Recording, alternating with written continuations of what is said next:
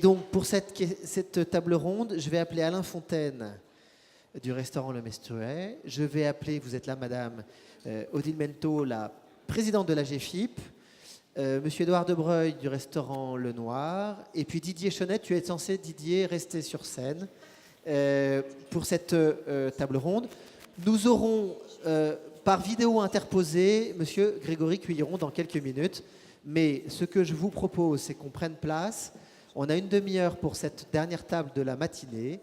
Et comme moi, je pense que c'est plus convivial comme ça, donc je vous propose de vous asseoir. Et on a prévu de démarrer avec monsieur Fontaine, puisque vous devez nous présenter la convention qui a été signée en septembre dernier entre le Sinorca et la GFIP. Et puis, madame la présidente, vous pourrez nous expliquer tout ça dans la foulée de cette première présentation de monsieur Fontaine. Tout marche. Tout marche, c'est bien alors. Bonjour. Effectivement, récemment, on a signé une convention. Le Sinorca a signé une convention avec la GFIP. Alors, cette convention est venue d'un travail. Certains d'entre vous connaissent cette commission paritaire locale qui a été créée en 2008. C'est une commission donc, paritaire locale uniquement pour l'Île-de-France. Et nous nous réunissons avec les syndicats employés. Alors il y a CFDT, il y a CGT, il y a FO, CFE, enfin, j'en oublie sûrement, ils sont 5 ou 6 autour de la table. Et nous travaillons sur des sujets qui n'ont absolument rien à voir avec la grille des salaires, les congés payés, tout ce qu'on a entendu avant. Nous travaillons sur des sujets qui sont le quotidien des salariés, comment on peut régler certains soucis sur lesquels, évidemment, on se pose plein de questions.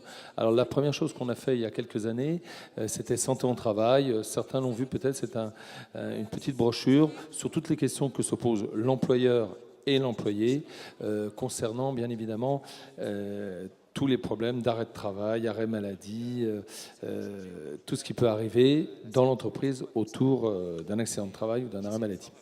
Et puis, une fois que c'est fait, c'est quelque chose que l'on travaille nous-mêmes. Après, ça part pas dans la nature, mais ça part en paritaire, c'est partagé avec d'autres au niveau de la branche. Et donc, c'est un laboratoire, en fin de compte, on a créé un laboratoire de réflexion pour le quotidien des salariés. Et c'est le Sinorca qui est à l'initiative de ce laboratoire de CEPEL, et c'est en particulier Didier Chenet qui a tout fait pour que ça se mette en place.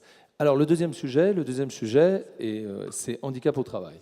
On a beaucoup réfléchi parce que il nous faut des sujets, donc on se dit, bon, qu'est-ce qu'on va faire? On va travailler là-dessus, Et handicap au travail nous a paru être quelque chose de très important, parce qu'il se trouve que dans les grands groupes de restauration ou d'hôtellerie, il y a des choses qui sont faites. Mais il ne faut pas oublier que, comme se nomme notre nouveau syndicat, Groupement national des indépendants, nous sommes des indépendants, et face au handicap, nous sommes complètement démunis. Démunis pour deux choses. Parce que nous ne sommes pas formés, nous, en tant que patrons, à appréhender des employés ayant un handicap, qu'il soit moteur ou psychique, et nos employés ne sont pas prêts à recevoir cela. Donc il fallait qu'on réfléchisse, et on s'est adossé à la GFIP, on les a rencontrés très souvent. Alors on s'est adossé pour deux choses, par rapport à leur savoir-faire, mais aussi financièrement, mais ça c'est madame qui l'expliquera, pour arriver à ce que dans les mois à venir, les années à venir, nos hôtels, nos restaurants indépendants, je précise, puissent effectivement accueillir des handicapés, quels qu'ils soient, dans nos établissements. C'était important de le faire. Je pense que le Sinorca et le GNI maintenant, on est à la pointe de la société. La restauration ne pouvait pas rester en arrière sur un sujet comme cela. Le handicap au travail est un vrai sujet. Donc il y avait une vraie sensibilisation. On l'a fait, on a fait le pas. Ça n'a pas été facile parce qu'on a beaucoup travaillé. Il y aura des barrières à faire tomber, bien évidemment. On le sait. Maintenant, il ne faut pas aussi sauter là-dessus comme un cabri. C'est une véritable réflexion. Les entreprises ne vont pas être adaptées tout de suite à recevoir, bien entendu, des personnes, des employés handicapés. Certaines ne pourront pas le faire ou très peu. On doit s'adapter, évidemment, le matériel ou les locaux doivent s'adapter pour certains ou ne pourront pas le faire. Et puis, il faut aussi, bien entendu, rester très en contact, mais ça, la GFIP va nous l'expliquer, avec, bien entendu, l'employé, mais avec aussi, et on va en parler de l'apprentissage, avec les parents du futur apprenti, puisqu'il y en aura également, handicapés, pour savoir si on peut le recevoir. Il ne s'agit pas de dire, et d'être très fier en disant, on va recevoir du personnel, on va recevoir un apprenti ou un employé handicapé, si on n'est pas capable de le faire. Il faut pouvoir le faire. Il y a des aides financières qui vont être mises en place, mais il y a toute une éducation, toute une sensibilisation. Donc pour nous, c'est important de le faire. L'apprentissage, là aussi, il faut que... Alors on va beaucoup, je crois, s'appuyer sur le CFA Médéric au départ et peut-être à la rentrée 2015. Effectivement, il faut que les professeurs, les équipes pédagogiques soient formés à cela. C'est un vrai challenge. Alors, ce challenge, c'est aussi important pour nous, patrons. Car j'ai pu le voir, c'est dommage que Grégory Cuiron ne soit pas là. Il est un symbole parfait de la réussite qu'on peut avoir, on l'aura, de la réussite qu'on peut avoir.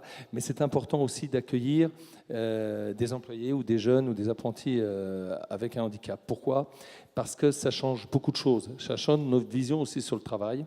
Moi, j'attends de recevoir un apprenti en septembre. Ça sera très important pour l'apprenti, mais aussi pour mes employés. Ils auront une vision différente du travail. Et je pense que quand on reçoit quelqu'un qui a choisi ce métier, alors là, vraiment par passion et pas sur un malentendu, parce que quand on vient avec un handicap dans notre profession, que ce soit en restauration, que ce soit en hôtellerie, c'est pas sur un malentendu, c'est pas une voie de garage comme malheureusement des fois l'apprentissage chez nous est reconnu. Là, c'est une volonté des parents et de l'apprenti. Eh bien, je crois que ça changera beaucoup la vision des choses. C'est des garçons ou des filles et des garçons qui se battent tous les jours par rapport à leur handicap. Et nos employés, bien entendu, auront une vision différente, de leur emploi à eux, mais se diront, si lui ou elle peut le faire, je peux aussi le faire. Et je crois que ça sera un plus énorme avec une meilleure compréhension du travail et également une ouverture de la restauration indépendante, de l'hôtellerie indépendante, sur un sujet qu'on entend parler tout le temps, qui est le handicap. Donc moi, j'avais conclu ça la dernière fois, mais je crois qu'un jour, c'était plutôt lié à une récompense d'un prix, il avait été dit merci d'avoir gommé les différences. Alors nous, on l'a repris ça au concret, on a voulu gommer les différences, il était hors de question que la restauration et l'hôtellerie restent en arrière, et donc avec l'aide des syndicats de salariés, du Synorcat, du Génie, et puis de Grégory Hulin, que je remercie, on va vraiment gommer les différences. Ce n'est pas une phrase. Voilà. Merci. Bravo. Alors, Madame la Présidente, on passera à Grégory après vous. On va vous écouter parce que...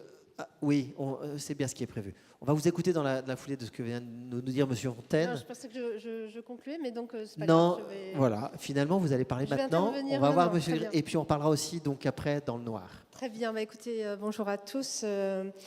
Monsieur le Président, Mesdames et Messieurs, en tout cas, je suis ravie d'être parmi vous aujourd'hui et je vous remercie de m'avoir invité à participer à ce congrès et à cette table ronde qui s'intitule « Face au handicap, nous sommes tous concernés ».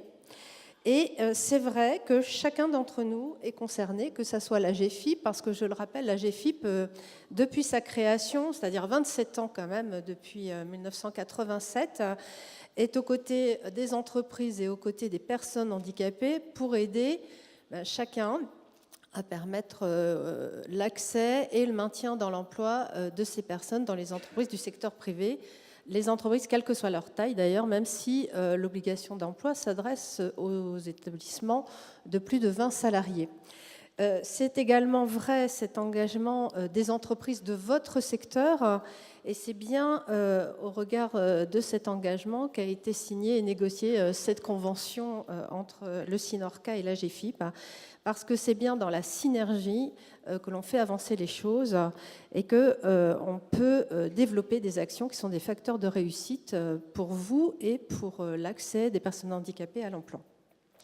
C'est pour ça que vraiment je me félicite de ce partenariat qui est inédit dans la branche, puisque c'est la première fois, je crois, que la GFIP signe une convention avec le secteur des hôtels, cafés, restaurants. Et c'est une réelle opportunité, je tiens à le dire, compte tenu des spécificités du secteur, puisque vous êtes, ça a été rappelé, un des rares secteurs dits pénuriques, c'est-à-dire où il y a régulièrement des besoins d'emploi et où les entreprises ont beaucoup de mal à recruter, et à recruter encore plus des personnes handicapées dès lors qu'elles le souhaitent ou qu'elles y sont, je dirais, obligées, mais voilà. C'est vrai que, vous le savez, le principal obstacle à l'accès à l'emploi des personnes handicapées, c'est leur niveau de qualification, puisqu'il faut le rappeler, 80% des personnes handicapées qui sont demandeurs d'emploi ont un niveau inférieur au bac et 30% ont un niveau inférieur au BAP-CEP. Dans ce cadre-là, c'est la raison pour laquelle le conseil d'administration de la GFIP a décidé de faire de la qualification et notamment de l'alternance l'une de ses priorités. Et cette priorité rejoint bien aussi la préoccupation de votre secteur. Vous avez beaucoup parlé de l'alternance, de l'apprentissage, puisque c'est une vraie tradition de ce secteur d'utiliser l'apprentissage. Et c'est aussi une priorité de la GFIP de pouvoir développer l'alternance, au sens plus large du terme, pour les personnes handicapées, sachant que pour ces personnes, le critère d'âge est levé et donc le potentiel de personnes qui peuvent être employées en contrat en alternance est ainsi développé. Sur l'alternance, je voudrais rappeler simplement quelques chiffres pour les travailleurs handicapés. Un an après la fin de leur contrat, vous avez plus de la moitié, 60% des personnes sont en CDI. Donc c'est vraiment un levier emploi qui est essentiel. Et la GFIP a décidé pour 2015 de prolonger ces aides en faveur de l'alternance, que ce soit pour les entreprises ou les personnes handicapées, de façon à pouvoir accompagner 7000 contrats en apprentissage et en professionnalisation au moyen d'aides financières qui sont autant de baisse au coût du travail et d'incitation pour les personnes à rejoindre notamment des emplois vers lesquels ils ne se porteraient pas forcément naturellement. Voilà, donc c'est vraiment l'un des axes de cette convention, c'est l'un des axes c'est l'une des priorités de la GFIP et c'est là où vraiment je dirais, les enjeux se rejoignent et c'est bien la raison pour laquelle ce partenariat a du sens. La deuxième priorité de la GFIP, et c'est aussi le deuxième axe de la Convention, c'est le maintien dans l'emploi, parce que c'est un enjeu essentiel, évidemment, pour les entreprises, évidemment pour les personnes, mais c'est un enjeu aussi, compte tenu de l'allongement de la vie active, qui est de plus en plus maintenant une obligation, y compris pour les personnes handicapées. Et de plus en plus, avec cet allongement de la vie active, nous pourrons avoir des personnes qui soit ont un handicap qui va se déclarer, donc vos salariés peuvent avoir un handicap qui va se déclarer, ou un handicap qui va s'aggraver. Et dans ce cadre-là, la Convention prévoit notamment de structurer des actions et notamment de développer l'accès au réseau SAMET. Donc SAMET, c'est un dispositif, ce sont des experts qui interviennent dans les entreprises dès lors qu'il y a un cas d'inaptitude qui est soulevé et qui nécessite une solution, soit dans l'entreprise, soit à l'extérieur de l'entreprise. Il y a également les aides de la GFIP en matière de maintien dans l'emploi. Et donc, cette convention rejoint là aussi les priorités de la GFIP et permet de développer des actions, de structurer une politique pour permettre aux entreprises du secteur aussi de favoriser le maintien dans l'emploi. Alors, bien sûr, les politiques handicap qui sont soutenues par la GFIP, donc la GFIP fait des conventions avec les grandes entreprises, les grands comptes, et avec les fédérations professionnelles ou les OPCA. Et ce que nous constatons, c'est que dans bien des cas, ces politiques sont des fers de lance sur beaucoup de sujets et permettent d'engranger, je dirais, un cercle vertueux dans la mesure où en matière de management, quand on prend la question du handicap dans l'emploi, globalement, ça améliore aussi la gestion des ressources humaines pour l'ensemble des salariés et pas uniquement pour les salariés handicapés. Quand on apprend à traiter un aménagement de situation de travail pour une personne handicapée, un salarié handicapé, c'est aussi... ça permet aussi de développer et d'améliorer les conditions de travail pour l'ensemble des salariés. Quand on recrute une personne handicapée, et qu'on apprend à déceler au-delà du CV des imperfections ou des trous, les qualités, les compétences, le potentiel, c'est aussi l'apprendre pour tous. Et donc, c'est un facteur de progrès et un facteur de diversification du sourcing. Alors, bien sûr, signer un partenariat, ce que nous avons fait il y a quelques semaines, c'est un début, ça n'est jamais une fin, c'est le lancement d'une dynamique. Et ce que je voudrais vous dire ici, c'est la volonté de la GFIP et de ses équipes de vous aider, de vous accompagner pour tout l'appui dont vous pourrez avoir besoin dans la mise en œuvre de ces actions pour atteindre vos objectifs, qui sont aussi les objectifs de la GFIP. Puisque pour conclure, je voudrais rappeler simplement la signature de la GFIP, son slogan, qui est dans tous les secteurs professionnels, les personnes handicapées réussissent, et c'est normal, et c'est vraiment normal, et c'est bien aussi dans votre secteur. Merci. Merci, Madame la Présidente. Alors, vous avez eu longtemps un ambassadeur qui parlait aux Français, qui était connu d'eux, c'était l'humoriste et comédien Jamel Debbouze. Mais votre nouvel ambassadeur à la GFIP, c'est quelqu'un qui parle aux gens qui sont dans cette salle, et un nombre d'entre eux, puisque c'est Grégory Cuiron. Et Grégory Cuiron, c'est ce cuisinier qui a gagné Top Chef. Il connaît vos métiers, et donc il était désolé de ne pas pouvoir être là, et donc il a enregistré une toute petite vidéo de 2 minutes qu'on va vous envoyer. Il tenait à être là par le biais de cette vidéo.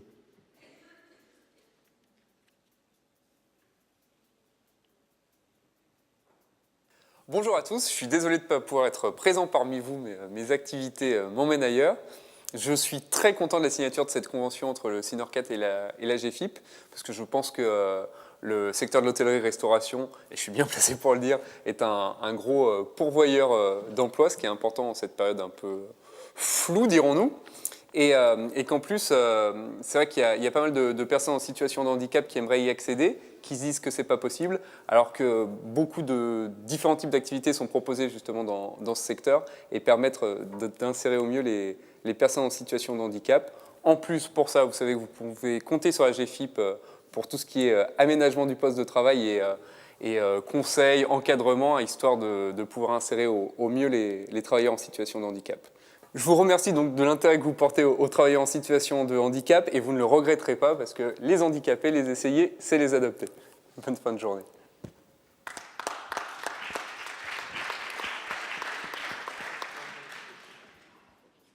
Alors, du coup, vous conclurez. On voulait donner l'exemple d'un cas pratique avec Édouard de Breuil. C'est un retour d'expérience rapide puisque les estomacs et les appétits sont féroces dans cette salle, mais on voulait absolument que vous nous parliez de ce que vous avez fait dans votre restaurant Le Noir, et puis vous êtes en train de le faire maintenant dans un spa, si j'ai bien compris. Oui. Vous avez donc des ambitions. Parlez-nous de cette expérience. Bon, alors, je vais essayer de remettre à niveau le Synorcat sur notre entreprise. Donc, Dans le Noir est né il y a 10 ans à Paris. Donc c'est un restaurant, globalement, où vous mangez dans le noir absolu et vous êtes guidé et servi par des personnes non-voyantes. Donc c'est une idée qui est née à Paris il y a 10 ans. Aujourd'hui, on a fait passer plus de 850 000 personnes dans une dizaine de pays. On a 4 restaurants permanents, un à Paris, un à Londres, un à Barcelone, un à Saint-Pétersbourg. On a plus de 60 personnes, donc c'est effectivement diversifié dans d'autres secteurs. Dans les spas, on a 2 spas aujourd'hui en France. On a une boîte d'événements, une boîte de formation, une boîte de conseil. On a pour partager notre expérience, on a plus de 60 personnes, dont 50% sont en situation de handicap lourd, puisque ce sont des aveugles.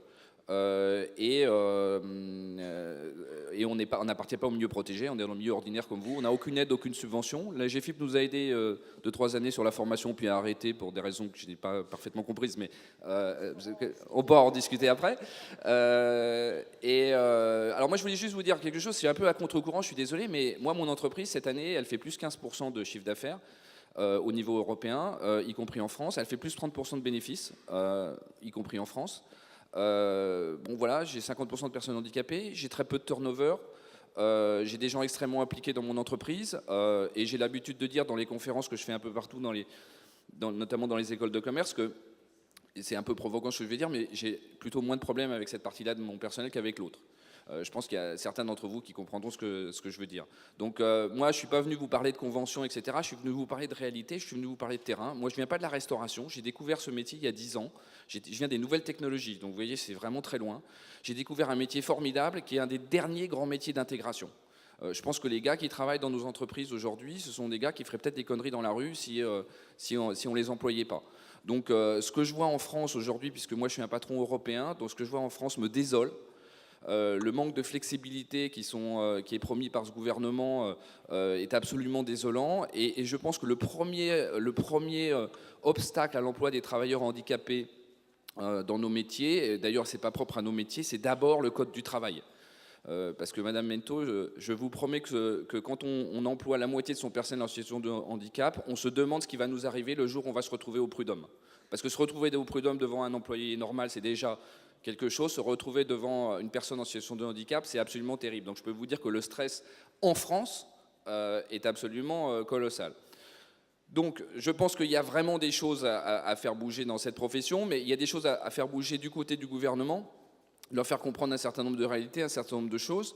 Il y a aussi des choses à faire bouger chez nous. Alors pourquoi il y a des choses à faire bouger chez nous? D'abord, je vous ai dit, moi, mes employés, franchement, et là c'est vraiment un témoignage sur 10 ans, donc je peux vous dire que c'est du sérieux, c'est des gens formidables, c'est des gens qui sont impliqués, ils sont aussi productifs, sinon plus productifs que les autres.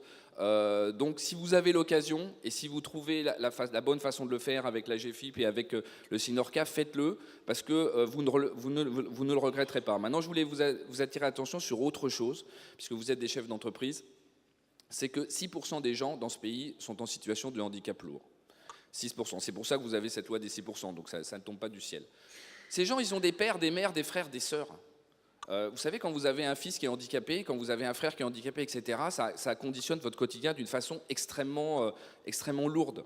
Donc vous êtes extrêmement émotionnellement et je dirais pratiquement impliqué dans la question.